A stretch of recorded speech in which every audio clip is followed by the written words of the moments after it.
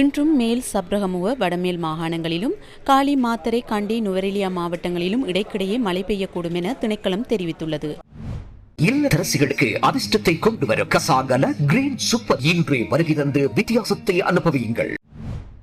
ஊவா மாகாணத்திலும் மட்டக்களப்பு அம்பாறை மாவட்டங்களின் சில இடங்களிலும் இன்று பிற்பகல் வேளையில் மழை அல்லது இடியுடன் கூடிய மழை பெய்யக்கூடும் என வளிமண்டலவியல் திணைக்களம் குறிப்பிட்டுள்ளது.